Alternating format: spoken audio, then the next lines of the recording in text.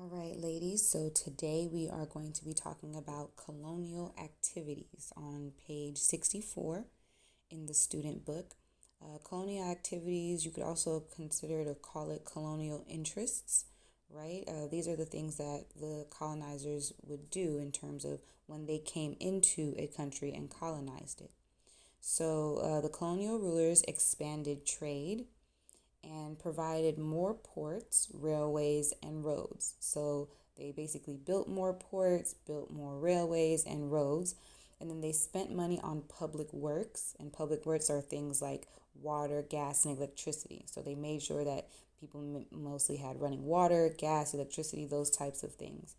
For example, in Egypt, the British built the old Aswan Dam, right? And that made irrigation possible in the Nile Valley all year round. So, irrigation, I have here the definition. Irrigation is the supply of water to land or crops to help growth, typically by means of channels. You can see down here there's a picture, right?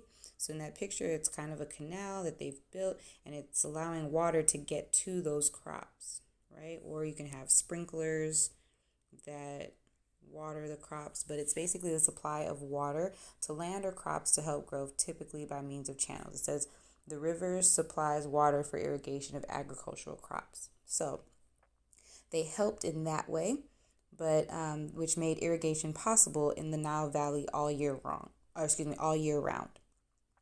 The colonialists invested money in agriculture, but they only did this when an important export crop was involved. So they did put the money into growing crops and things, but usually only when it was an important export crop. So, for example, like cotton, they would probably have put their money towards that one because that one was an important crop for them, the cotton. They did little to start new industries. However, European companies invested heavily in new oil industry. So the oil industry was something that they took advantage of, and this had started in Iraq and Iran, and Iran was not under colonial rule at the time, right? It was not under colonial rule. There were schools, but mostly for the wealthy. Many secondary schools were run by Europeans. And then girls went to these schools, but they could only train as nurses or teachers. And then boys could train as doctors, lawyers, or civil servants, right? And then the diagram here is just showing those colonial activities. But they expanded markets for manufactured goods. They would obtain more raw materials for home industries, so the industries back home in Europe. Then they looked after Europeans. They made sure that the Europeans that settled there were safe. They protected non-Muslims, so anyone that wasn't Muslim, they protected them. And they looked after their investments, of course, making sure that the money that they spent was well protected. No one is going to mess up what they invested in.